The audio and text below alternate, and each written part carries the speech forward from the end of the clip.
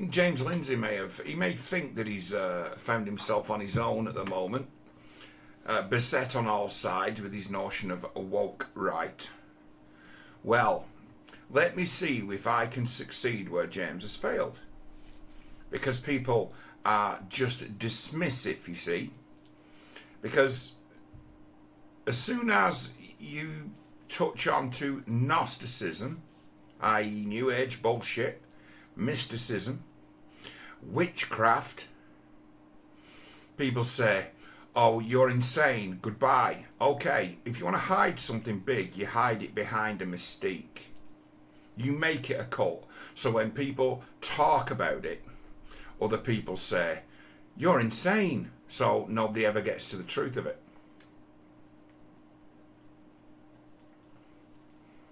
It is the stuff of legend. How many times in the history of the old internet, depending on how old you are, have you heard tales of cults like the Illuminati? When was the Illuminati being like the most favourite, the New World Order? How long has that been going around? Well, it's actually been going around for about 40 or 50 years, but it found a new home, a new life on the internet. And you get all these fucking people who are, in their way, mystics, right? They're actually pimps. They're looking to the grifters. But they'll use the magical thinking grift, where they enable and encourage magical thinking. And then take money off people. It's like mastery of the grift. How do you go about mastering the grift if you just can't take money out of people's hands? Well, the internet's allowed you to be an e-beggar.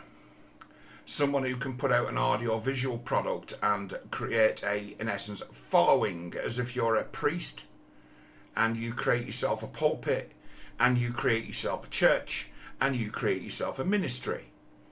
How many people have done that really successfully? There's a hell of a lot. There's not that many have stuck around. A lot of them have come to their senses and, to a certain degree, flipped sides and disappeared. There's God knows how many former sort of mystical. Used to be some that were quite clever Gnostics who used to put content out on the internet. They eventually worked out in the end that they were Marxists that had actually been tricked into promoting leftism by, in essence, black pilling people and taking them out of the conversation. And it's been going on for years, and it's why you'd hear people for years saying that politics doesn't change anything. And the reason that was so is that nobody believed in it anymore. They were all, well, what goes on behind the scenes is what decides what happens. The whole political charade is in essence a puppet show, a form of entertainment for fucking boring people. And they'd be right.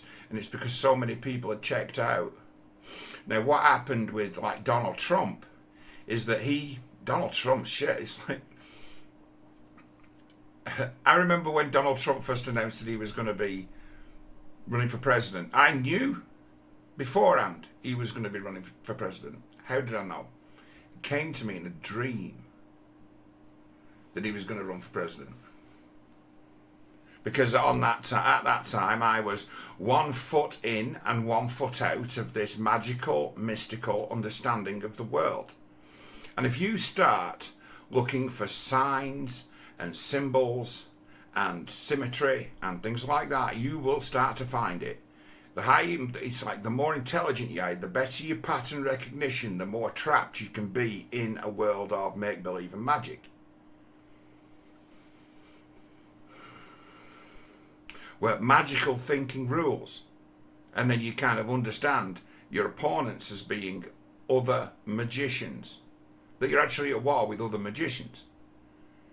People would be led to believe that politics is no good. Behind the scenes, there are these high occult magicians, i.e. the Illuminati. And the thing to do in order to combat them is to learn their ways. So I learned their ways to combat them. And that was the trick. That's how you get snatched out of reality into a world of make-believe and then become immediately ineffectual. And it's another one bites the dust. It's another potential adversary for what's going on in front of your face has left the scene, no longer believes it's real.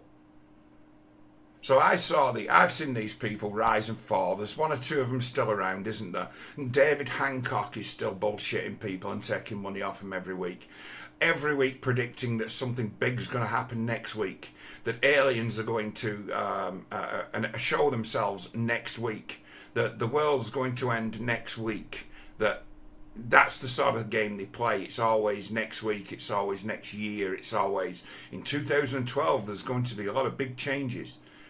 That's the game, that's the grift. It's like the never grift. People who call themselves mystic, he claims to be the reincarnation of a guy called Edgar Cayce, who was apparently some kind of conjurer, a trickster, who understood mental illness very well intrinsically, probably had a very histrionic mother and a narcissistic father, and learned the power of illusion and lies, learned about arbitrary power from having a tyrannical parent. You'd be amazed how many people used to come along in that old grift who would tell stories of, well, I was abused as a child, and it's like, right, okay, borderline personality disorder. You project the whole fucking world. Nothing's real to you. Everything's a projection. You can't face reality, so you have to create a reality of your own and project it into the world. So I used to openly mock these fucking people, and I put so many of them out of commission. Retired loads of them. How do you retire them? Oh, you use magic on them. Because if they're a magician, you can be too. If there's such thing as magical, mystical power, well, I can do it too, but I'm just so much better and more knowledgeable than you are. So you can, in essence, make them quit. You can make them quit by saying, well, you know, you look inside and you see me, mate. I've done you. You think you can put spells and curses on people, and then when unfortunate things happen to them that would have happened anyway, you can claim credit for it and be thinking, oh, I fucked that guy's life up with my magic. It's like, well, I'm going to come along and fuck your life up with mine. You are a shit witch. You are a shit magician. And just go straight at them. You just go straight at them as to, well, if you're a magician, then so am I. And you face them on that ground. That is how you deal with them. And it's like, I got rid of so many of them. I've lost count of how many I made just disappear. Stay off the internet. Rethink this thing. Go and see a fucking therapist. Go and learn about your real problem. And it's like these kind of people who'd fallen off that bandwagon, which is what it was. They all found their way to guys like Grannon, Vaknin. Who? Psychologists. Psychologists can say, hey, you've got a personality disorder, mate. You're prone to magical thinking. You live in fucking La La Land because you can't face what the world is. You can't face yourself. You can't face who you are. So instead of being you, broken and hurt and fragile, you can reinvent yourself as some kind of magician or witch and call your paranoia a kind of intuition that's always fucking wrong. You can take action based on your instincts and then say to yourself, well, they're just not ready for the truth, when you've just laid a load of imagined crap on them. And then these people leave your life, you end up isolated, and you're like, well, those people just weren't ready, they just couldn't handle it. And it's you. You've started to poison the well. You've started to freak people out. You've started to imagine yourself to be of high significance and power. I mean, it's like, people, you know, so I have to give up being a witch? You were never a witch in the first place. You were just brainwashed to think that you were. Your self-destructive projection onto others has alienated you from everyone else, and you call it magic. Now, this group of people who understand this grift, they've got a massive interest in people falling into this trap.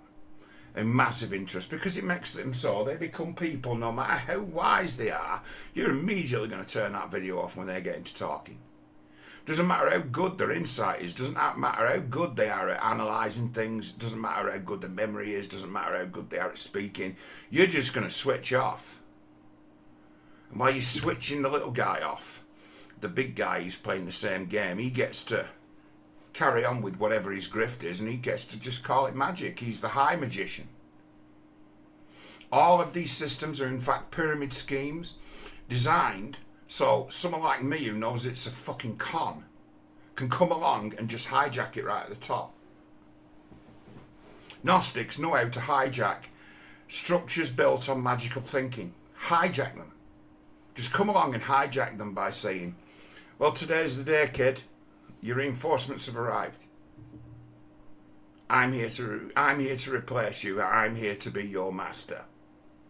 What? Well, you've been waiting to be saved. Here I am. They're all designed to be hijacked. That's why the pyramid schemes that are designed to be hijacked by the top G, not Andrew Tate, the real one.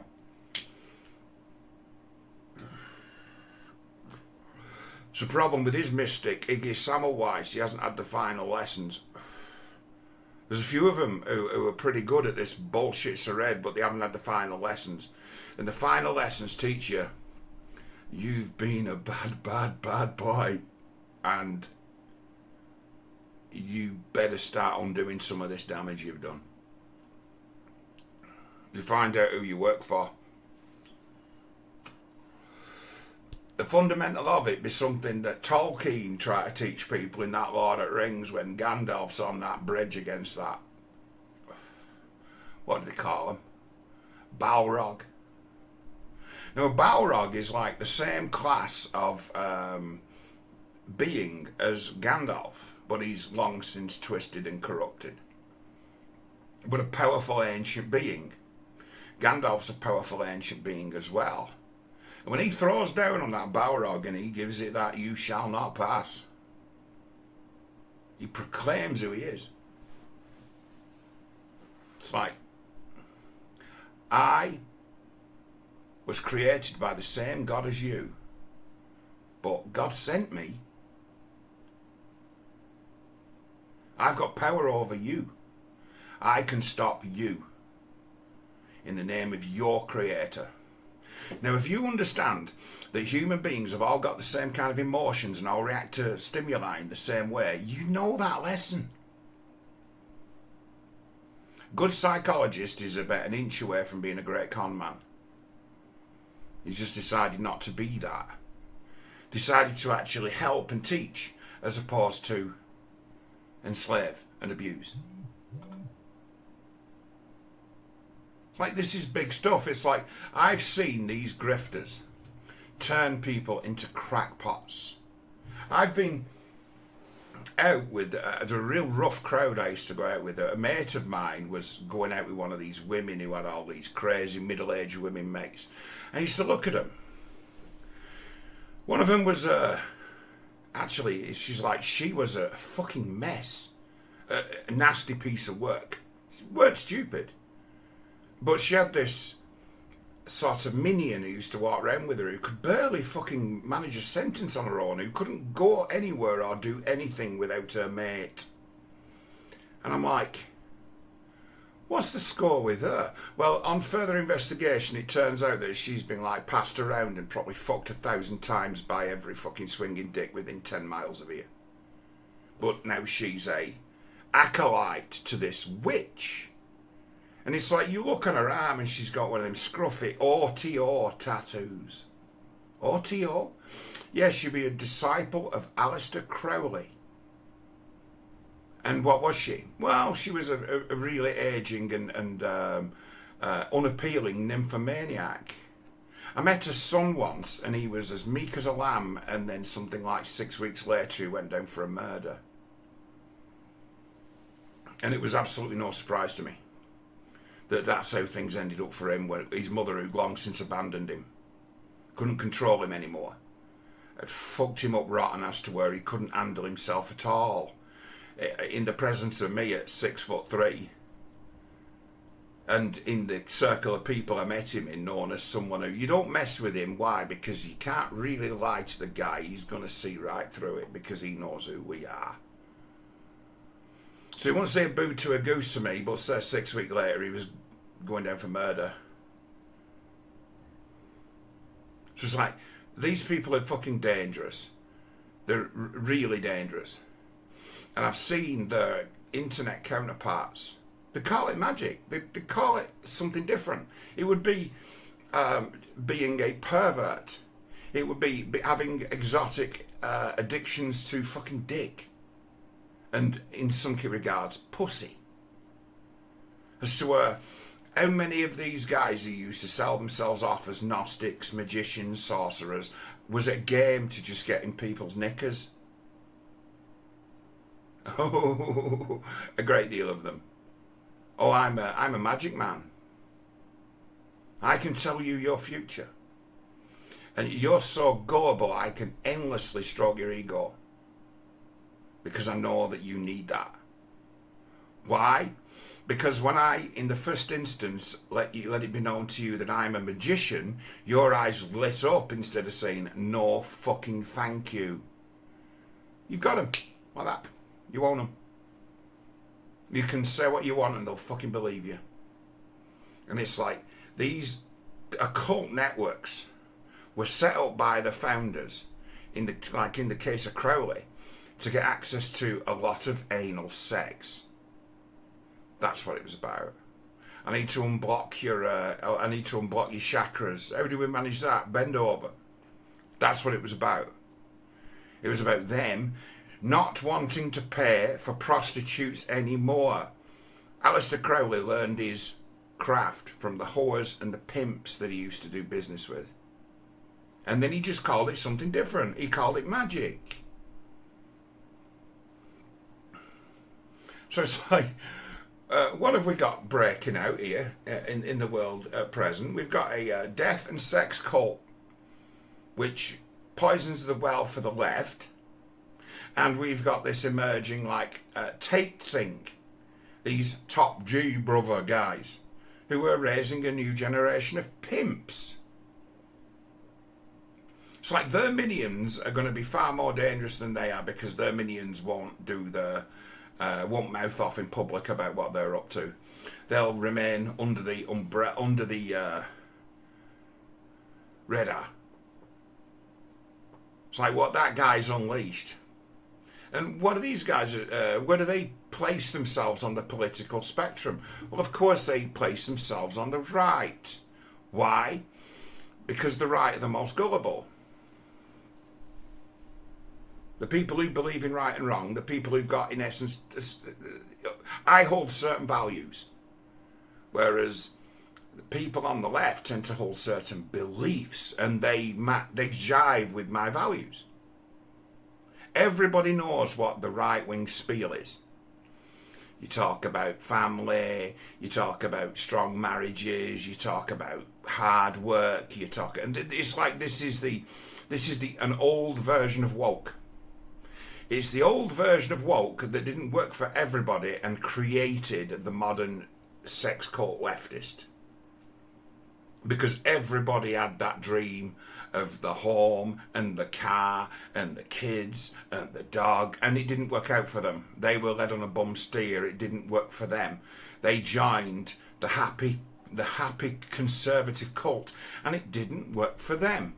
The children of the people who, you know, the magic dream didn't work for, now assemble on the left. And they're very angry, and they've been very angry for a long time, and they've reached out for magic. And they've changed the language from the language of mysticism and the bad, the demons, the evil, you know, the possessed and all that crap, and just changed it to the racist, the sexist, the transphobe. You're fine. You're fucked up. fine. Oh, we like you the way you are. You just carry on going. You're perfect the way you are when no one is. You keep on going. So, in the last 20 years, these magicians have changed language to Marxism. And they've realised that they can use the tricks that work on other people who are members of the magic circle, the magic cult, where you just identify as something else. It was the label that was important. It was the I identify as. The pronouns. And they switched across and became left-wing political activists and were able to actually gain influence and power in ways that they never thought were possible. And it's something to do with the text message giving them the power of telepathy. Nobody saw text messaging coming the way that it came. It gave them the power of telepathy. You could tell somebody something without saying it, and someone could read it and understand it without hearing it. What's that? That we would call that telepathy once upon a time. I've got the power of telepathy. I can send you a text message. So this is technology beyond the wildest dreams of the world's greatest liars and deceivers. They can lie without having to look you in the eye when they do it. They can say things that they don't ever say to your face. And then this medium has given you a fucking pulpit. Oh, I use the pulpit myself, I must say. Gives you the pulpit as to where you do not risk getting set on fire by some guy who'd scream witch, sorcerer. You don't run the risk of getting punched in the face.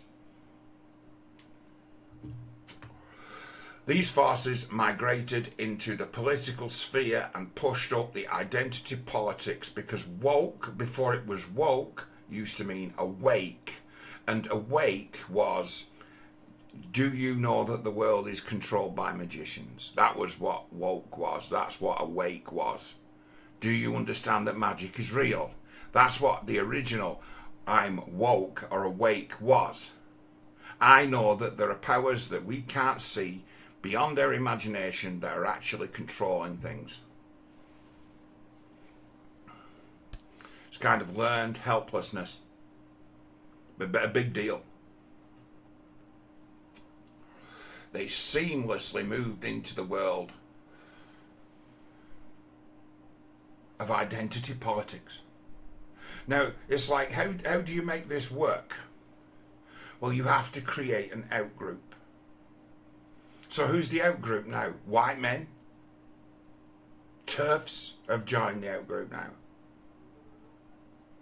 So what you've got is then, you've got all these people who are fucking damaged and numb, and their own lives have destroyed them or damaged them on the way up, because we live in a really cruel world.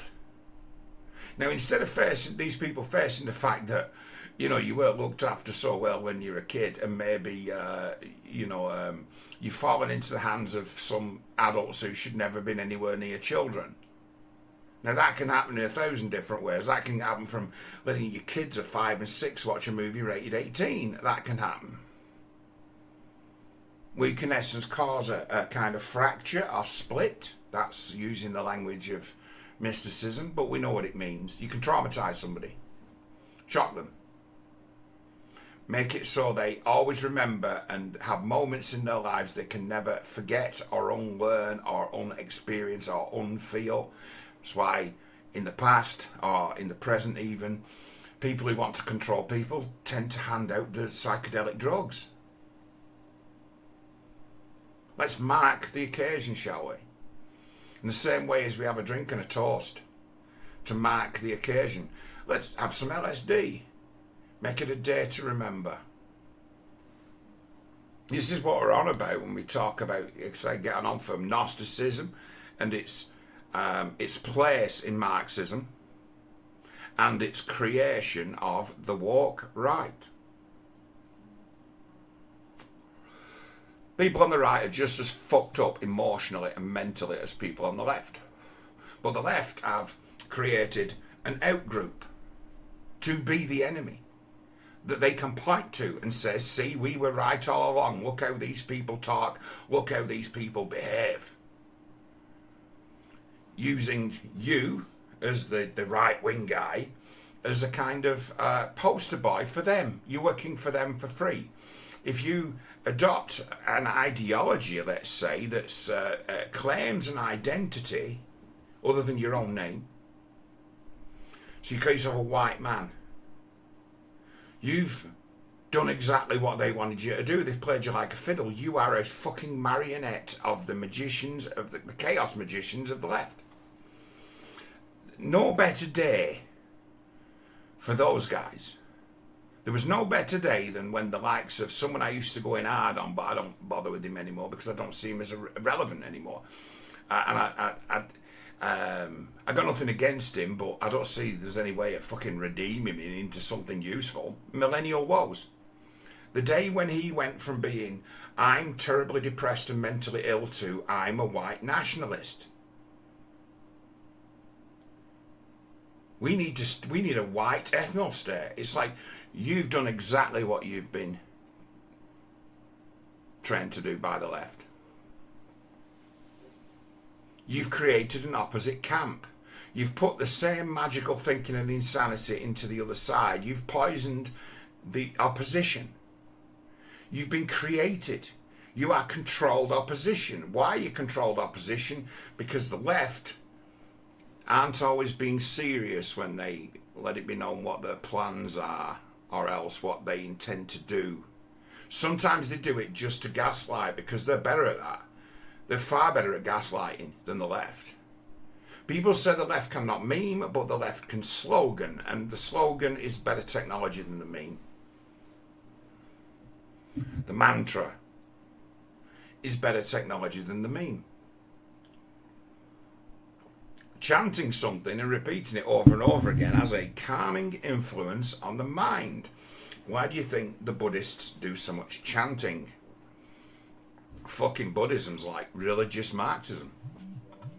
I think they're abysmal. I can't stand Buddhists. I've known a few Buddhists, and behind every Buddhist there was a raging, entitled child who was doing their best to keep a lid on it. At least they're making an effort, but when the chips are down, when that person needs to behave like an adult, they tend to behave like a child. Oh, I'm a Buddhist.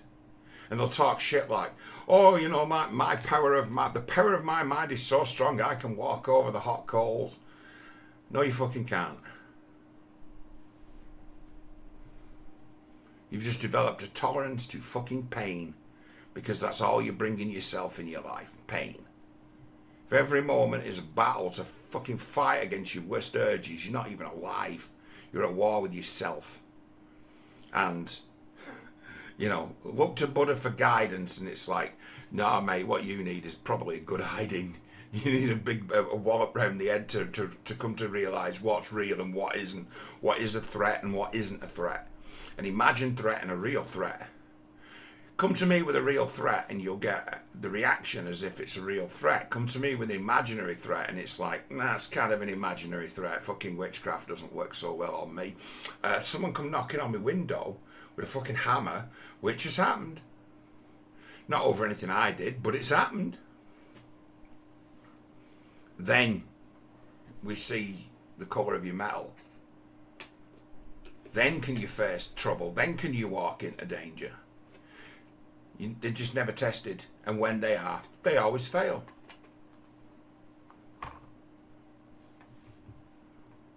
So the left, right, the broken children of conservative ideology. The 50s version of woke was happy families. It didn't work for a lot of people. There's a hell of a lot of people set off, get married, and think, oh, well, this is it now. I've the closed business. And 5 years later, they find themselves divorced. And their kids are then failed. The kids end up learning loads of tricks from the parents that they need not ever fucking learn. And what are these tricks? Lying, magical thinking. People making promises to kids. Kids have got no choice but to believe their parents. When parents lie to the kids, they teach their kids the power of deception and lies. Where the kids kid themselves that the dad's going to take them to Blackpool at the weekend. They get all excited. It builds up an anticipation. Something that the man Tate teaches in his grooming school. To capture the imagination of a victim and have it so they're all looking forward to whatever with great anticipation. Like a kid waiting for Christmas. That's why Christmas is probably the worst thing for a kid's mind that there is. How many of you guys out there couldn't sleep on the night before Christmas because of the anticipation of an outcome?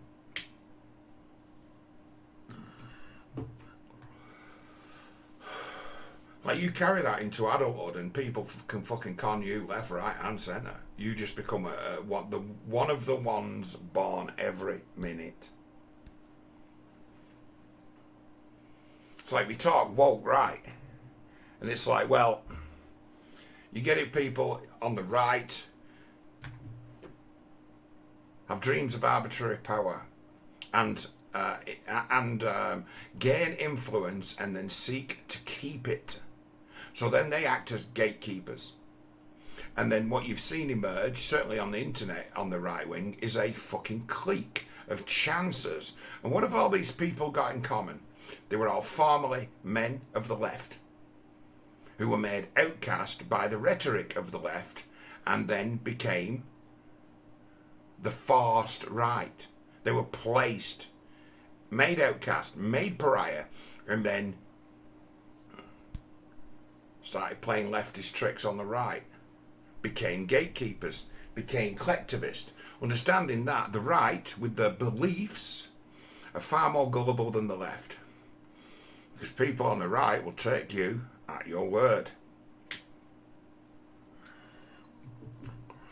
People on the left see that the ability to tell a believable lie is like a top of the level of cleverness. Oh, aren't you clever? Wait, what that word means? Not intelligent, clever, cunning.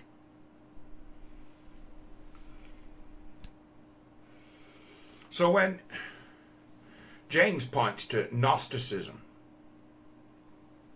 he's just in another way through his work. He himself, he seems to think that people actually listen to his podcast. I used to listen to James's podcast. He makes a good case. I was waiting for him to fucking catch up and suss out the links between Gnosticism and leftism, Marxism. And he did. It had nothing to do with me, but I endlessly tried to nudge him. The reason why I've got an account on that Twitter is because I wanted to send him a direct message to say, mate, you're going to think this is crazy, but... And in the end, he came to the conclusion himself. Somebody else put it to him. It'd be something like, how's the left any different to the OTO?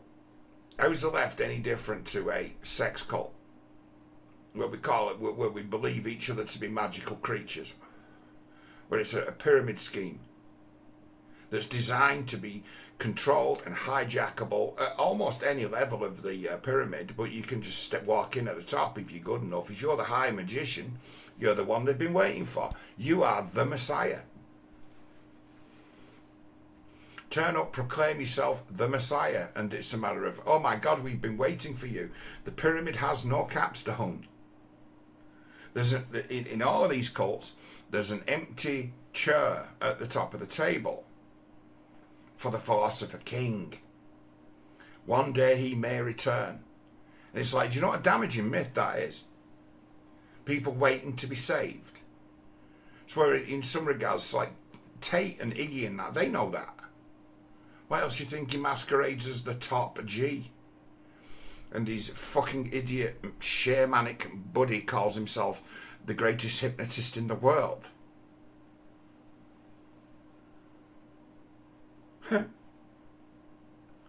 It's like a con man who hasn't got the fucking guts to fucking actually go out and do the grift in person, but there are plenty out there who do know how to do it, who can do it.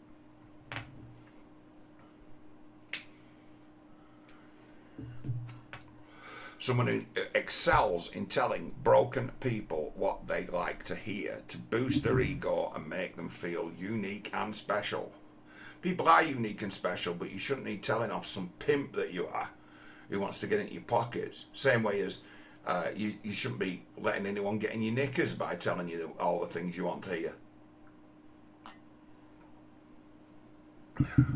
But James rightly points to, he thinks there's I'm just having a conversation with one of the viewers out there on Twitter, and he was like, yeah, but James thinks there's a vanguard of like neo-fascists at the top of it, and it's like, yeah, he does, but he points to something they call Christian nationalism, which is in some ways a repackage or a more flowery version of the notion of the white nationalist. So it's like it's like collectivism with God. There's big problems with the Catholic faith that I don't like. That's collectivism with God. The Church of England is collectivism with God. The Church of England is a climate change and LGBTQP plus lobbying group with God. You set yourself against them, and in their minds, you set yourself against God Almighty. And it'd be like, okay, what's the difference between, say, the left and the Catholic Church or the Church of England? And it's like, well, they claim they've got God on their side. Where the atheist Marxists, they know they haven't got God on their side. What's the number one kind of mission in communism? To destroy the connection between God and man. In their own literature, they admit to the existence of God and see God as a massive danger and need to disconnect people from God. Why? Because God won't believe their lies. Men of God won't believe their lies. Men of God are practical men who only believe what they see, what they can prove. Which is why every time a leftist movement ever gets to power, whether they be calling themselves National Socialists and supposedly of the right, or else calling themselves hardline socialists, what the first thing they do? They outlaw Freemasonry. Outlaw Freemasonry, accusing them of being the evil that's the real threat. Of course they'd do that, because those guys know all these tricks already. They've been taught all these tricks already. Within that brotherhood, they get to discuss what people are really like in a forum of relative secrecy. So they in essence hold all this knowledge. They've got the knowledge to be able to counter the Marxist myths and the identity bullshit. They've got all the tools required. So they have to go. So they have to disappear. And it's like, it's amazing that guys like Alex Jones, who is a gatekeeper of the right, he's woke. Alex Jones is woke, right? Big time. 15 years ago, he was accusing Freemasons of being the real power behind the throne in the world. As the ones who were pulling the strings, as the ones who were the evil ones in control of everything. You never hear him say it now. Why? Well, the likes of me proved him wrong years ago. It's like, no, you want these people out of the way.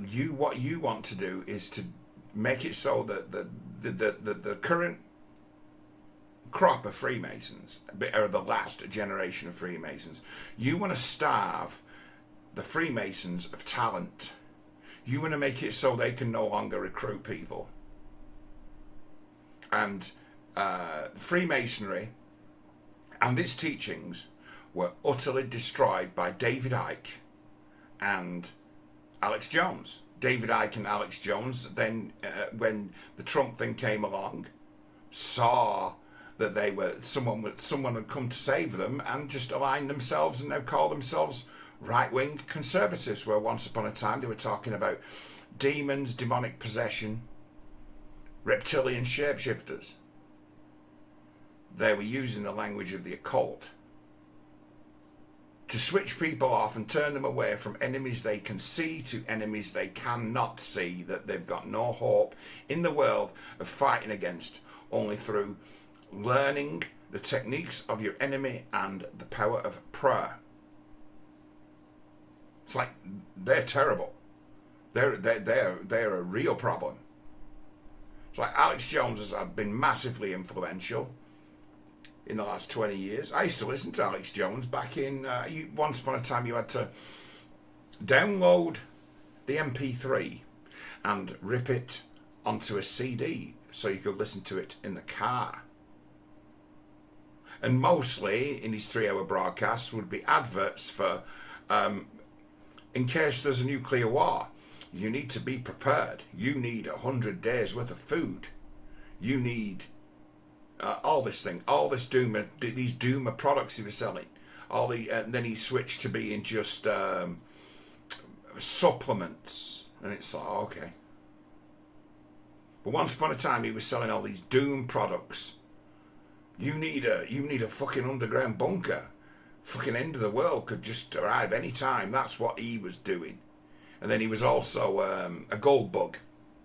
He was talking up gold. I'm just so glad he never fell into talking up Bitcoin, because it's exactly the same grift. The guys who were the gold bugs became the Bitcoin grifters. Stefan Molyneux was a gold bug, and then he became a Bitcoin grifter. Selling exactly the same product. We don't make enough return on gold. We need to find something that makes a bigger return, as to where we can get rich and our audience can get rich at the same time. How fucking loyal are people to someone like Tate? Or he's very late in the game where it comes to being a Bitcoin grifter. But the Bitcoin grifters, where you got rich because the Bitcoin grifter, you basically bought into it. You know, my friend George Galloway, he was offered Bitcoin by Max Kaiser, who's a colleague of his, who used to work in the same building at one time. And he bought $5,000 worth of Bitcoin back when it was something like £1. It's $100,000 now per coin. And George bought into it at like £1.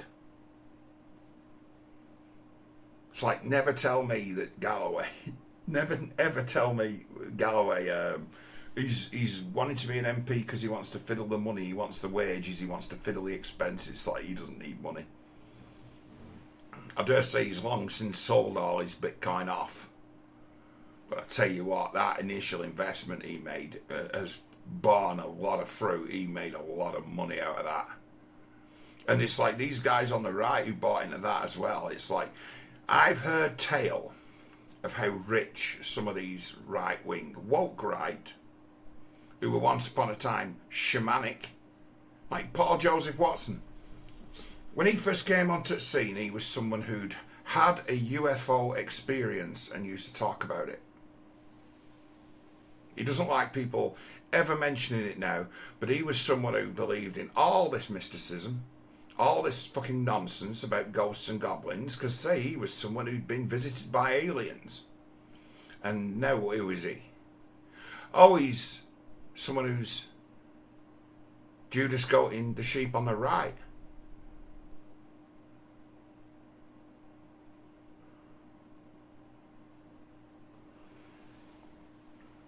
So yes, there is a woke right. Who are they? Exactly the same people as the woke left, other than that they have a difference in opinion on the nature of reality and how it should be. But they haven't got any answers. They don't tend to have any solutions, suggestions. They do exactly what the left do, what the foot soldiers of the left do. They smear and discredit their opposition. Yes, there's a woke right. Yes, it's the child of the woke left. The thing seems to go around in patterns. The woke ideology of the 1950s was the is the right-wing ideology of today. The shit that people talk. The Stephen Crowder. His marriage went down in flames. He was treating his wife like a dog by all accounts. You can go and find what she had to say about it. She made it all public. Stephen Crowder's had his reputation very badly damaged by what his wife had to say to him. But he was all about this. What you need to do is you need to get married. It's like, to these rotters, yes, take a chance. These women look to be broken. Never mind, get married, have kids, get a house, get a mortgage, get a car, get a dog. Live the proper, natural life. And it's like, right, you guys, because of the left, you've found an audience because you're an outcast now. And what have you got to give? The shit you used to say when you were last in power and had influence. Get a job. Get married. Work hard. Really? So that solution hasn't worked for many people. It's worked for some. Worked for the luckiest and the most privileged. But for everyone else, it's fucking bad advice. It is. It's bad advice. It's the advice that the parent of the blue-haired goon on the internet. It's the advice that led to the creation of that monster. That fatherless, directionless, angry ideologue, zealot, who's in some regards become like a servant of Satan. What's their job? To damn people to hell, to cast spells on them. Only a spell is, or a curse, is just to spread a lie about somebody that's believable. Repeat it often enough and in the minds of some it becomes truth. Well, everyone's saying it must be true. It's like, we are locked in this game where the right, that in essence does this talking on the internet shit, are all outcasts from the left. And they've collectivized on the right. And it turns out that the right are a lot easier to fool than the left. Why? Because the left are all the creations of the failed ideology of the right. They know better. As stupid as they might be, as nasty and narrow-minded, and in their own way collectivist and loyal to their in-group, it's like they actually know better than the right. The right are fucking sheep. You've got childish, idealistic notions of what the world is and should be. I'm sorry to say it, I mean, but it's the truth. Childish and idealistic notions of what the world could be and should be, that when they meet the light of day don't tend to work. It's good to know what's right and wrong and use it to inform your own decisions, understanding that you will fucking pay. That's useful. That's in essence the core of what in my time, in my youth, was a religious education, as to you know better. Once you've got that you know better installed in somebody, you've opened them up to what the left would now call religiosity. But it's more like a force that you don't control, that can destroy you, can really hurt you, can actually happily take part in your destruction. And that force be God. But we don't like to call it that. We call it something different.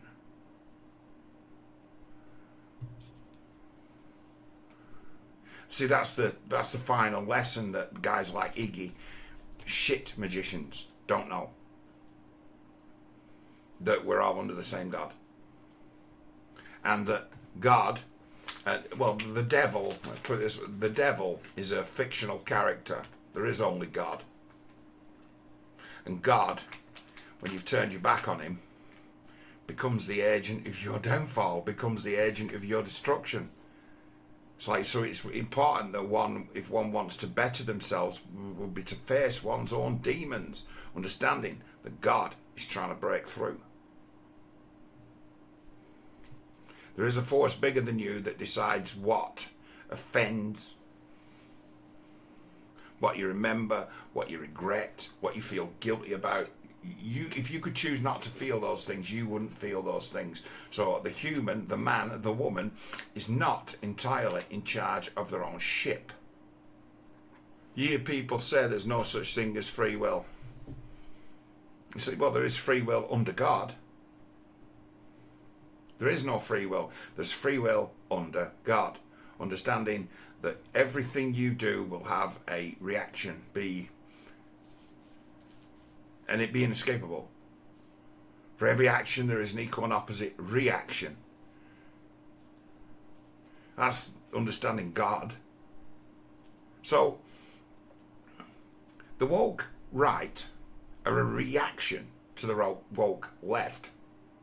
And the woke left is a reaction to the woke right that was in the ascendancy in the boomer period after World War II.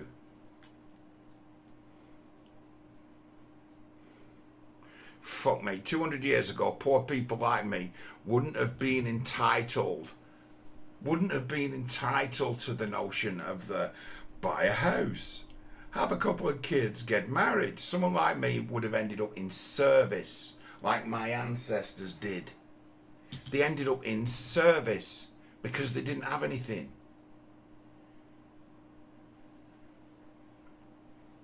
Ended up indentured, practically slaves. It's not that many years ago. They had little kids working in factories doing things that bigger people couldn't fit in the hall to do. Really dangerous work. No one gave a fuck about them. They were just happy for the few coins they could bring home to put food on the table. It's like we are, as people, fucking spoiled by the world we live in now. We've got no gratitude for what things once were and could be again.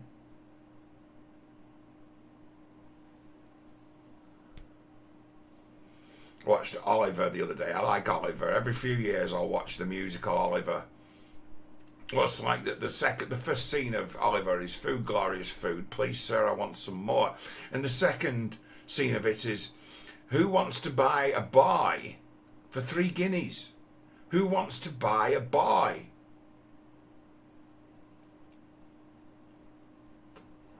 That ain't bullshit. They used to send kids up chimneys.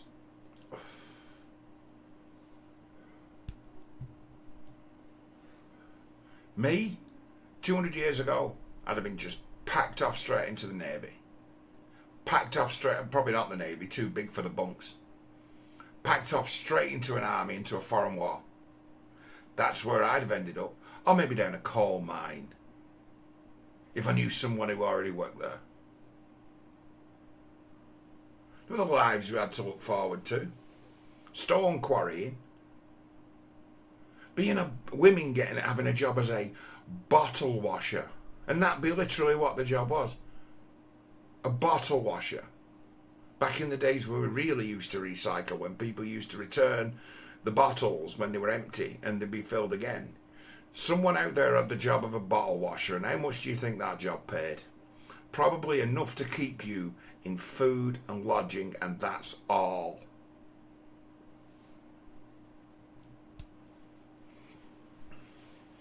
See, the woke right created the woke left, which created the woke right.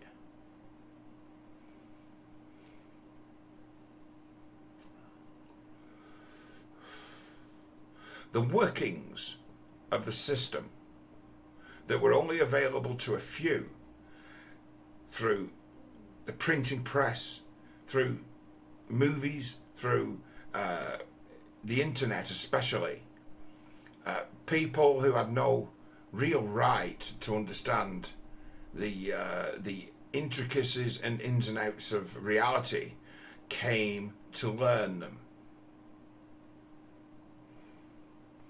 And because humans like to exploit things, they exploited things.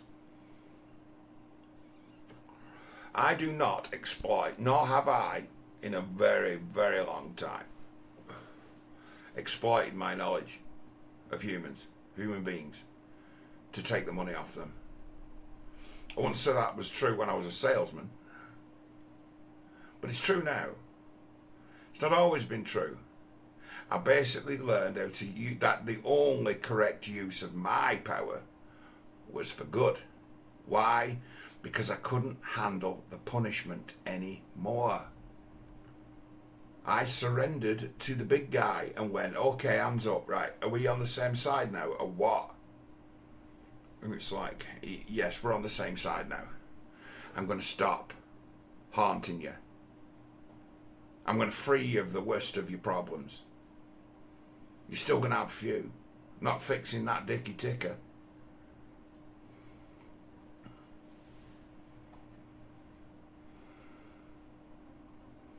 But James Lindsay is right. He just doesn't got the language to explain what he fucking means. It's like he's, in some regards, a very, very intelligent man. But he's very late in the game where it comes to this. Where it's like, I've seen these forces of play in real life amongst the lowest of the low and the worst people in society. And when this degenerate behaviour starts to appear at the top, it's like, where did this come from? And it's like, well, the degeneracy at the very bottom, in the very gutter, with the worst people in the world. The Fagins and the Bill Sykes and the like.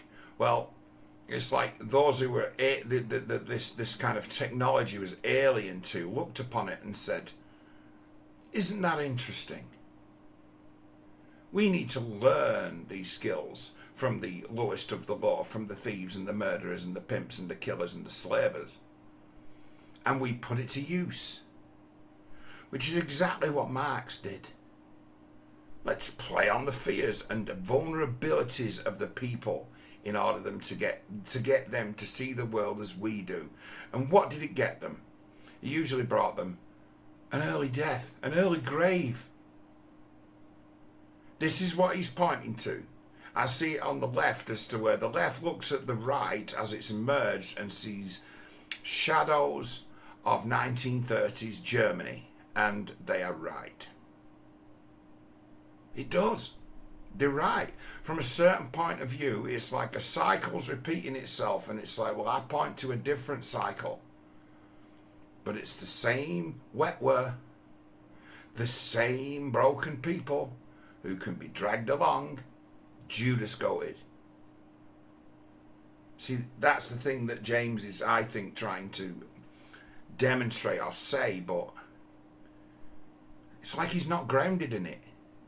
It's like, I don't think he came from a shithole council estate and fell under the influence of like the worst people early in life. I don't think that happened to him. So when he's asked to look at it, he for so long just couldn't see it. But then when he did, the whole world opened up to him. When the whole world opens up to him, and it's like, this is a pimp game. This is black magic. He hasn't got the language to demonstrate it. Not clearly.